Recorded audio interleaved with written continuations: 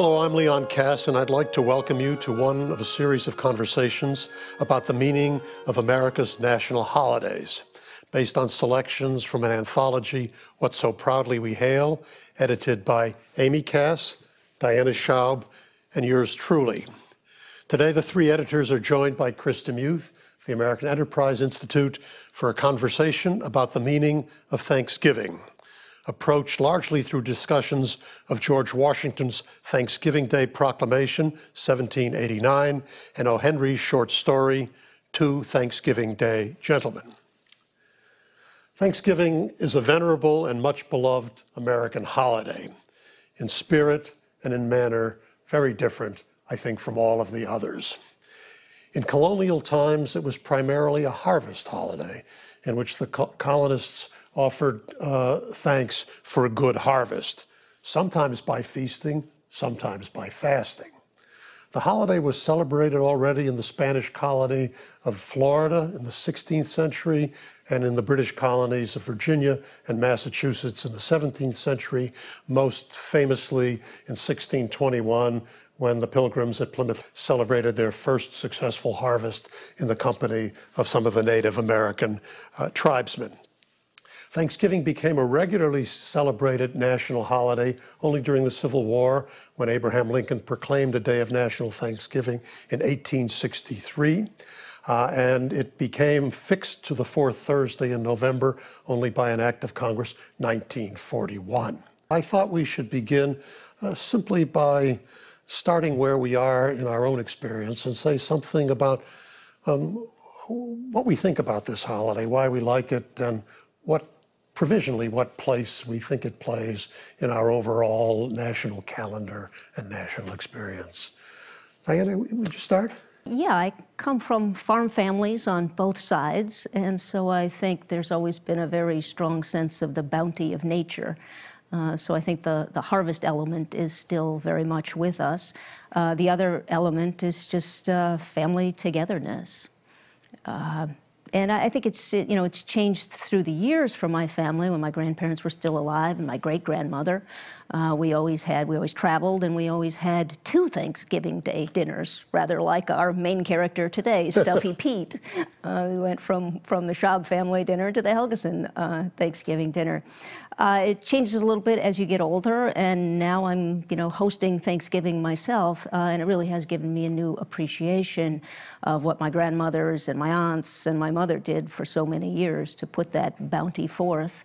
What I think is probably missing, at least from our family celebration, was much sense of a national component. Chris, how about you? It is my favorite holiday, and I think it is the favorite holiday of many Americans. My experience is very much like Diana's, and I think of it primarily as a time when a family, usually an extended family, so over the river and through the woods, and the grandparents are there, and often there are some stray friends, roommates, that are brought in, and it is a time, first of all, of pause. It's sort of a secular national Sabbath, in that, at least the traditional Thanksgiving, it is a day of pause from all of our daily cares.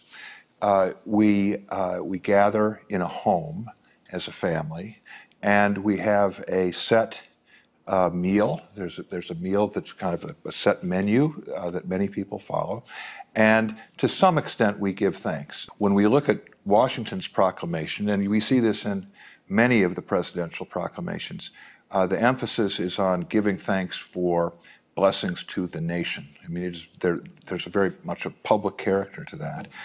In our Thanksgivings, when I was a boy, there was no political or national component to it.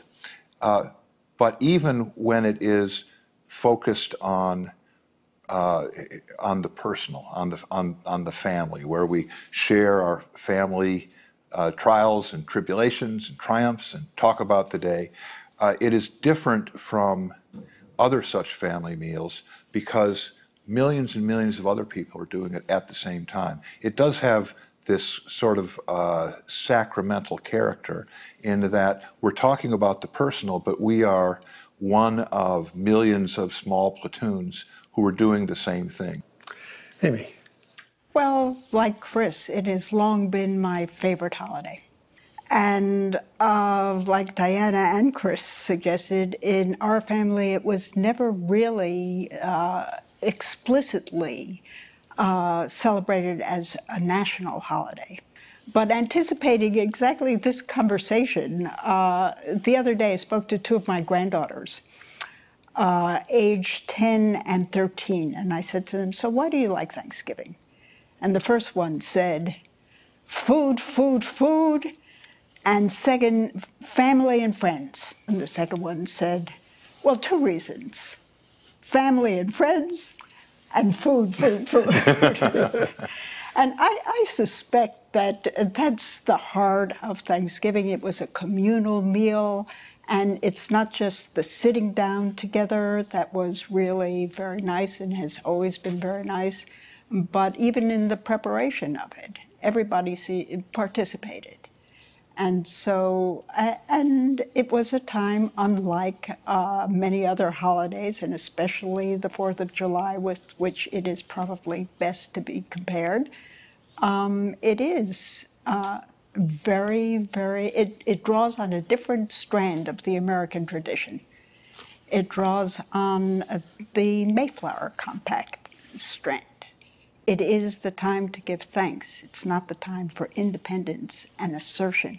It's the time to be grateful. Let's return to the larger questions of the meaning of the holiday today and its importance as both an expression of and perhaps as a contribution to forming the American character and American identity.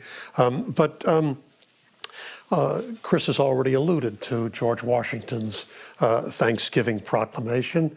Let's move to that with just this context. It was given in the first year of his first term as the first president of the United States in the year 1789. It was the first presidential proclamation ever, and the first and only proclamation of that year. Washington begins by giving sort of two reasons behind his decision to come forward with this proclamation. What are they, and what's the relation between them? Diana, what would you say? Yeah, first he says this is the duty of all nations, so this is not something exclusively American. And then second, he says he is responding to the will of Congress. It is Congress who has made this request of him. So he really, this is not an executive decree that he has come up with. It's also the case that there were proclamations by the Continental Congress from 1777 until 1784. So it seems as if there's a kind of shift in the locus of those proclamations. Yeah, more on this? He was very conscious of the precedential value of everything that he did. And also, he had a conception of the presidency which is instructive and I wish was further studied. And the important thing about these two reasons is he is being dutiful. He is not stepping out as the chief executive. He's not bossing anybody around. There is one new element, and that is that his proclamation is addressed to the people of the states, whereas the proclamations by the Continental Congresses had been made simply to the states, inviting the states to speak to their people. This is the first presidential proclamation to an entire nation, recommending some activity on their part, but only because the representatives of those people have so requested him to do. To which he then adds the universal duty. It's not merely that I'm following the dictates or the requests of Congress, but also all nations have this. This is a combination of the universal and the particular and the national. What about the things that he recommends that we give thanks for? Well, on the one hand, he turns this holiday, which was a harvest holiday to begin with, clearly into a political holiday. And so our thanks are first and foremost to the nation that we have and to God Almighty for giving us the blessings that we have in our nation, being able to establish it and being able to perpetuate it. And secondly, he seems to turn the citizenry toward God for the blessings and the structure of what he first gives thanks for and then what you pray for. The structure is past, present, and future. And so he turns the citizenry toward God for the blessings past, present, and future. Yeah. Let's stay with the blessings for a little longer. Amy suggests that he's taken what is a natural holiday and made it a political holiday. You both agree? Yeah, it seems to me the harvest element drops out entirely. This proclamation was issued after 13 years of intense activity, a war which looked like it was going to be lost from month to month. The dissolution of the original Constitution, the Confederation, the construction of a new Constitution, the creation of a new political order. This was an extraordinarily intense period, and in some sense, everything was political. But there had been this amazing issue of this new Constitution and this new president, and everything had sort of fallen into place, and it did seem miraculous. And so for Washington to say that this is the occasion to take a tradition, which was the harvest time of Thanksgiving, to give thanks for what is the most important thing to all of us, not just me as the president. I think he's speaking for the nation and probably accurately reflecting the views of a lot of people. The language I find the language very interesting. So he has some biblical cadences and he has some constitutional cadences. His emphasis is very much on the great blessings of this new constitutional order. And when he talks about, he has very few references to things that are purely private and personal, but every one of them is derivative from the Constitution. Civil and religious liberty, for example, the progress of science. So it is strongly political, but it came at a time that is probably the most intensely political time of our whole history. Does that make you think that its emphasis is dated and that somebody couldn't also say the same thing today? Are we meant really to think about the content of this solely contextually in terms of the antecedents, or has he enunciated something that is a statement of the enduring blessings? Yeah, it seems to me that a president could just continue to reissue this one. I mean, the scope of this, it's not tied to a particular moment. I mean, he talks about the colonial period and the blessings from the colonial period. He talks about the revolutionary period. He talks about the constitutional moment, the adoption of the Constitution. And then the last three or four are about the blessings of liberty, the things that follow from that. And those are still the things that follow from that. Yeah. And the very fact that he turns our attention to God and to providence seems to me that makes this utterly enduring. In fact, it reflects the insight of a wise man who once said, "No gods, no city." I'd say two things about that. The first is, studying this led me to read many of the other proclamations. Me too. And almost all of them are public documents, and they talk about important things in our public life. And Lincoln's is, after Washington's, I think the most striking, because it is in the midst of war. And he is not only giving thanks for such blessings as we can find in the midst of war, such as that the geography of violence has been limited and there's been peace elsewhere. But there's also the intimation of the second inaugural when he says that these the horrors of war are the payment for our national sins. Later on, I mean, if you look at the Roosevelt proclamations up to the modern day, there are many references to just as there would be references around the family Thanksgiving table to what is going well and what is going poorly, and you know, what are our challenges ahead, the national proclamations almost always have that. And there are a lot of what sound like they're very political in the sense that they're advertisements for current presidential initiatives. Eisenhower talks about the Food for Peace program, and LBJ talks about Medicare and the Voting Rights Act and the war on poverty, and these things follow through. This is the founding declaration, and it is the foundation of our country is in fact the Constitution. And not many people can remember what Eisenhower's Food for Peace program was all about, but that our liberties, our freedoms, are derived from an order that our ancestors contrived in the face of great confusion and difficulty, is something that can never be forgotten.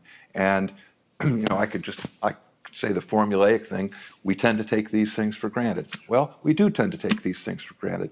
You cannot, we can thank God for the harvest and bounty, but to thank God for the institutions that our ancestors have created, to which we owe so much, I think you have to go back to that. You cannot go back to that too frequently. Very nice. Let's look briefly about the things for which Washington encourages us to pray, or encouraged his fellow citizens to pray. Well, most striking is the first. Anyway. He says our prayers should be supplications to the great Lord and ruler of nations, and beseech him to pardon our national and other transgressions. And actually, I think this is an element that tends to drop out of the presidential proclamations. It's of course present in Lincoln. It's even more present in Adams, who actually called for a day of humiliation, fasting, and prayer. And Adams did that on 2 occasions. It may have been that which led Jefferson to abandon the tradition for so many years until Lincoln revived it. I've found most striking the 5th thing that he mentions: to promote the knowledge and practice of true religion and virtue, and the increase of science among them and us. So while he turns our attention to religion, it's also very important to advance knowledge, to pray for that as well.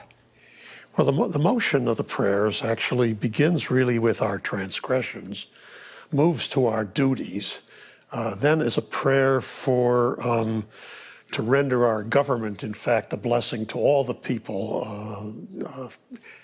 Then it moves out to the sovereigns and other nations. Protection and guidance. And then to humankind altogether. I mean, to promote this knowledge of true religion and virtue, and to increase knowledge among all humankind. And finally, wishing to grant to all mankind such a degree of temporal prosperity as he alone knows to be best. Which is a touch in here that I like very much. It's not a prayer for the maximum amount and increase of this, that, or the other, but the recognition that even in our prayers we should understand the limitations of what might be good for us as opposed to what we might wish for. The suggestion is that God alone knows measure. Yeah, right. Yeah, and now, of course, Thanksgiving is also known as the day before Black Friday, when the shopping begins. Does it strike you as odd that the government ought to be recommending to the people an expression of gratitude? Is gratitude something that you could exhort people to? Never mind command them. Can you even get them to be grateful by recommendation? And is this something the government ought to be doing? It is not too much of a stretch to see this as an aspect of American exceptionalism. In that there are many great and worthy nations, and Washington begins by saying that they all have a duty to give thanks. But this is the nation where the president is recognizing this duty and recommending it to the people of the states of his nation. The blessings are, many were manna from heaven, many were gifts from God, but also many were God working through the agency of the agents of the revolution of the past 13 years. This is a nation that created itself more than many other great nations. And in that sense, we as a nation have more to unite and give thanks for. This is not just we're all on the same piece of geography or we share common blood or traditions, but this is a nation we created. It somehow fits with American exceptionalism that this is such an important holiday to us. We're not the only nation that has a Thanksgiving, but I think it has an importance that melds our personal lives and our national lives in a way that is fitting for a nation with our peculiar history. Yeah. Amy, what would you say? It would never have occurred to me to think of this as an expression of American exceptionalism, but that makes sense to me. But the really basic question that you asked, whether a government or anybody could actually exhort somebody to give gratitude or thanks, I don't think that you could tell somebody, just as we try to teach our children always to say thank you, but genuine gratefulness is not something that you could insist upon, that you could insist upon, but it's something that has to come from the heart, it seems to me.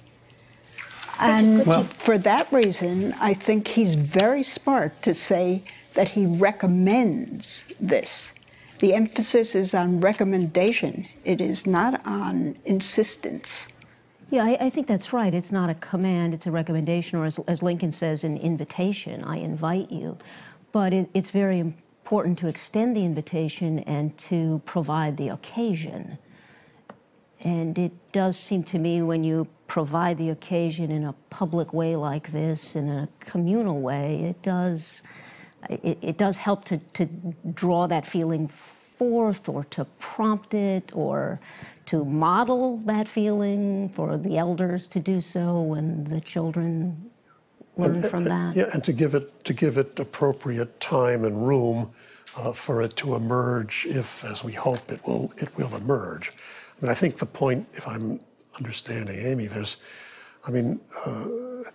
we even speak, we should probably come back to this later on, but just to flag it, we speak about a duty of gratitude. The question is whether gratitude isn't a species of grace rather than something that one could make into an obligation in that sense. Yeah, it's important to note, though, that etymologically at least, gratitude is related to grace and graciousness. Right.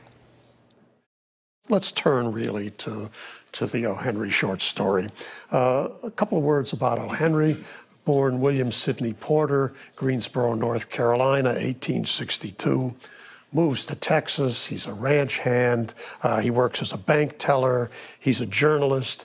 In 1896, he's indicted for embezzling funds from an Austin bank, and he spends 3 years in prison. It did him a world of good, because that's where he started to write short stories under the pseudonym OHenry. And when he's released in 1901, he moves to New York, spends the last 10 years of his life writing short stories, becomes a favorite American writer, and New York becomes the setting of many of his best stories. This story, like so many of his others, is rife with irony, with mocking humor, and his signature surprise, not to say twisted ending. And it offers us an altogether different or seemingly irreverent view of Thanksgiving holiday. And here I think we should have brief summary of the plot, if you wouldn't mind. Sure. Well, the plot is fairly straightforward, although, of course, as an OHenry story, it does have that characteristic twist at the end. After an opening editorial about President Roosevelt, Americanism, and Thanksgiving proclamations, the story proper begins with Stuffy Pete, a bum who occupies a bench in New York's Union Square. There, annually on Thanksgiving Day, he's met by an old gentleman who escorts him to a restaurant and treats him to a lavish dinner, which the old gentleman watches him eat. But this year, while Stuffy is en route to his park bench, he passes the mansion of two old ladies of ancient family who had their own tradition of feasting the first hungry wayfarer that came along. The servants of the elderly sisters take Pete in and banquet him to a finish. So Stuffy Pete is well stuffed by the time he reaches his bench.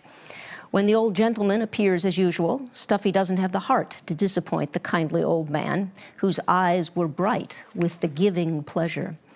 He goes with him to the traditional table at the traditional restaurant and valiantly consumes a second huge meal. As soon as the men go their separate ways, Stuffy Pete, now dangerously overstuffed, collapses and is taken by ambulance to the hospital. An hour later, the old gentleman is brought in, and as the story's final surprise sentence tells us, he is discovered to be near starvation, not having eaten for 3 days past. Thank you very much. Let's begin this way. What do you think of this tradition that the old gentlemen, with the participation of Stuffy Pete, have established? We'll come to talk about what we think of this as a Thanksgiving tradition, but what do we think of this arrangement that they have? Admirable? Regrettable? Well, I would say satirical, in the sense that it is a twisted, reductionist form of the Thanksgiving tradition. There is the bounteous food, but the food, the biological feeding of the food, is all there is. It is not, the bounty does not represent any greater bounties or blessings. There is no family. The references, I mean, the old gentleman wishes that he had a son. We don't know Stuffy Pete's background, but the people at the restaurant refer to him as a bum. There's no sharing between them. There's only one formulaic sentence that the old gentleman speaks, Stuffy Pete speaks. So there's no sharing. The old gentleman, there's so little sharing, he doesn't even realize that Stuffy Pete is stuffed, although we've been given a vivid account of his being stuffed, and the buttons are flying off of his coat like popcorn. It's just this eating ritual. That's their only Thanksgiving. It's a complicated question whether he is mocking Thanksgiving, but he's taking the one element, he's taking one element of it, stripping it of all of its meaning, focusing just on it and producing a bizarre result. It does seem very odd. I mean, he watches him eat. They don't dine together. There is no community. Sharing. No sharing. Amy, what would you say? Well, unlike Chris, I think this is a wonderful tradition. And what it shows us, and precisely because it's so stripped down and so bare, this is clearly, I understand that this is clearly not a model for what a philanthropist should do. This is not what we would call giving well and doing good, especially given the end. But it seems to me that the story shows the peculiar grace that attaches to tradition. And it's not just one way. Both men are made better by the tradition, especially by its 9th year. Stuffy Pete, whom we have every reason to believe is homeless, or as the men say, is a bum, suddenly does become a gentleman. And the old gentleman, who, as far as we could tell, is not with family because he has no family, because he lives by himself, because he has been isolated and has no community, the old man, for the first time, is happy. You see a smile on his face, which is the only kind of communication over this meal with Stuffy Pete. So what do you make of OHenry's seeming mockery of tradition in the early part of the story. I mean, he in fact offers the story as evidence to the old world that Americans can, through their sort of determination and enterprise, get up a tradition, you know, overnight. I agree with both of you and what I said before. But let me try to reconcile. First of all, this is a great story. It's great literature, and a characteristic of great literature is moral ambiguity. Right? The same things can be seen in very different ways. I do not disagree with Amy's characterization. And I would put it this way. It's not just that these two men are bizarre because they're not part of the tradition. They are not part of the tradition. They're not part of families. They do not have homes. They're not particularly articulate people. And yet they are following the tradition in one essential way. And so I think that that's a perfectly fine and really wonderful way to look at it. The title is, I think, important. And I want to I want to draw out something that Amy said. Two Thanksgiving Day gentlemen. It's really, I think it's one of the deepest things about this is they are both gentlemen. Right. They are true gentlemen. An important aspect of the gentleman is wanting to make the other person comfortable, put other people at ease. And what is motivating both of these people, Stuffy Pete is suffering to put the old gentleman, whom he hardly knows, at ease, to have him recognize, observe his tradition. And the old man, the old gentleman, is starving himself to put this person that he only sees once a year at ease and to make him happy. So they're really both quintessential gentlemen. The twist comes in being gentlemen, they're actually in some, Amy would disagree with this a little bit, they're actually hurting the other person. I mean, the scene of the second meal is torture. And the first fellow has gone without food for 3 days. And so we're supposed to feel pain on both sides coming from the gentlemanliness of the other. The consequences are torture. The consequences of that meal, but the scene itself is not. I mean, he says, but he rallied. He rallied and Stuffy Pete rallied like a true knight. Yeah, you're right. He uses the example of warfare. This is a man who is really... He saw his duty. That's and he did right. his duty. He did his duty, and he sees the beneficent happiness on the old gentleman's face. So there's something to be said for what happens right there between them at the meal. Never mind what happens later. That's terrible. Good. Yeah. No, and in a certain way, Stuffy Pete previously goes because he's hungry. This time he goes not because he's hungry, but he goes because it's traditional, and he becomes a kind of valiant knight with a crown of laurels for this. And this is the occasion, in a way, when the generosity goes both ways, when it's not just a donor and a recipient, but he, in a way, is making it possible for the old man, indeed, to enjoy his act of generosity. Now, I grant, I think we all grant, that the consequences are bad, and the question of whether generosity, which produces bad consequences, is genuinely generosity. But you could turn that around, couldn't you, and say the way you really sort of show what's in the heart is you separate it from its consequences and try to see the inner meaning of the deed as between these two people. And I think, as Amy said very nicely, there's no speech between them other than that formulaic one, which is a lovely speech, by the way, that he's going to. Amy, you want to read it just quickly? You have it?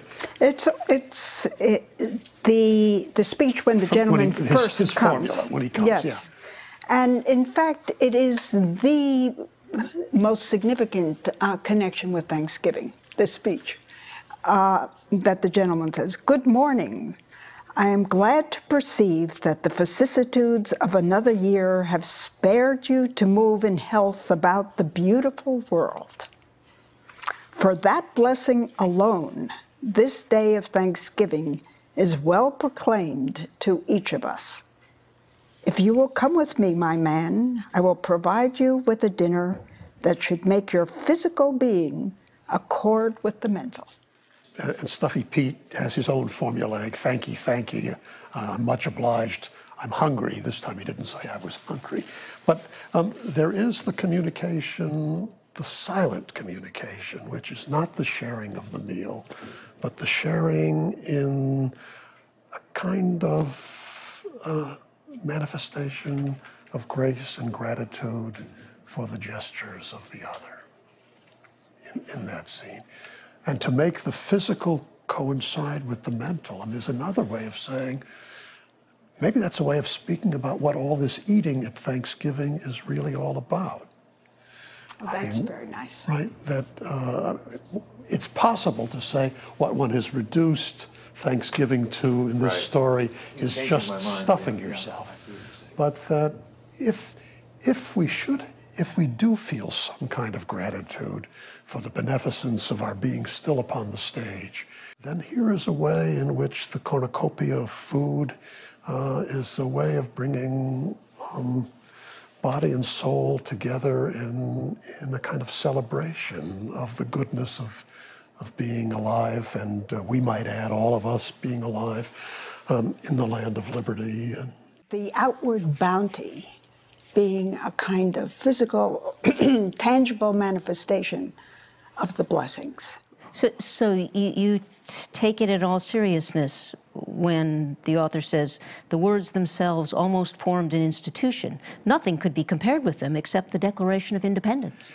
Well, you see, I think, I mean, we're in a way struggling with the question of OHenry's ironies and his mockery. And you could say, is the title an ironic title? Yes, well, they yes both no. became gentlemen, but you know what? Gentlemanlyship of this sort is catastrophic. Despite the irony, there's been a kind of lifting up here. And the twist at the end causes the reader, I think, to say, can we look past that they both wound up in the hospital and say, something beautiful happened here, despite that the reader is fit to see, even if the hospital attendants are not. I don't know the answer. I mean, I think in a certain way, by stripping down the story in this way, OHenry's asking us, inviting us to think about what really is the heart of Thanksgiving. What's the essence of it? What really matters? Is it possible for these people who don't know each other at all, who formed this accidental relation to which they bind themselves voluntarily year by year, and this particular year, thanks to the fact that Stuffy Pete is stuffed, he has a chance to return in kindness at great personal expense, just as the old man had done the same. That's a very convincing exegesis. However, although they do not have family, they do not have home, they do not have a lot of the things that make Thanksgiving special, and they are doing their best in their circumstances, the fact that both of them, that each of them is physically in extremis when they meet, and they don't even recognize it. But to call attention to their mutual neediness would really move us in a very different direction. In a certain way, each one of them rises, that's precisely what they do, they rise above that. I'll grant you this. If they had communicated and Stuffy Pete had told the old gentleman what had just happened, the old gentleman would have been devastated. That's right. Let's branch out from the story, if you will, to come back to the meaning of Thanksgiving today. And here, here I really have two largish questions. We've got the history of Thanksgiving behind us. We have a fictional account that we've discussed. We have our own experience to draw on. What do you think this holiday today really ought to be about? And how does it contribute to, and how does it express our American identity and American character? What's its place really in our liturgical calendar, so to speak? I think it has gained in importance because it is more and more difficult to observe in the traditional manner. Because, first of all, we live in an age of bounty. I mean, all of us is essentially Stuffy Pete. And we live in a world where there are football games and Macy's Day parades, and JCPenney now wants to start Black Friday on Thursday evening. But that has caused a huge national controversy. I think it's good to put it in juxtaposition with the 4th of July. Those two holidays together. On the 4th of July, we take credit for ourselves, what we did. On Thanksgiving, we place the credit elsewhere, and we look up, we look higher. Yeah, that's, I would echo that. The Declaration of Independence ends with, and for the support of this declaration, with a firm reliance on the protection of divine providence. We firmly rely on it. We mutually pledge to each other our lives, our fortunes, and our sacred honor. And this turns that inside out. We're asking for that. So it's very close to the 4th of July, but in a certain way, it's absolutely the opposite. If one is about independence, this one is really about dependence.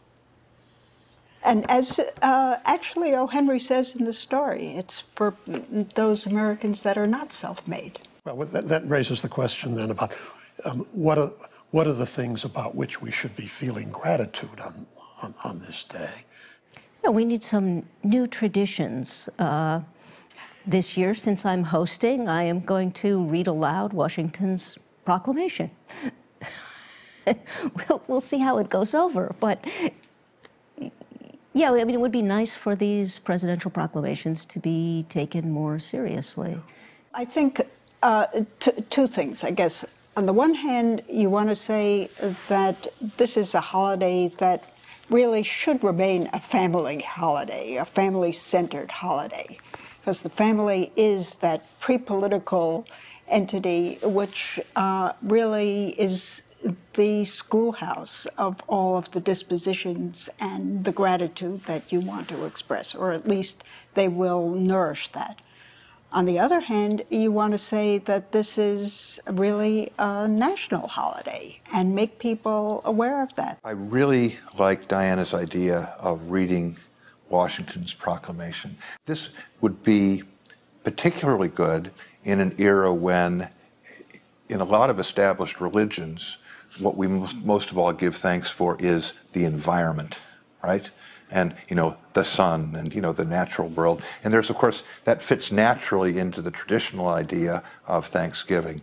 And I really like borrowing from some of these political declarations, especially Washington's, to invoke the many blessings we have from the institutions, not just from the world that we find ourselves in, but the special world that Americans find themselves in, which is the result of institutions which, especially in a time like 2011, when all of our institutions are under very severe duress, great uncertainty about the future, lots of discontent bubbling over into public places, to remember that the basic foundations that we live upon are a very, very important part of all of the good things that happen to us. Thank you very much for your participation, thoughtful, gracious contributions.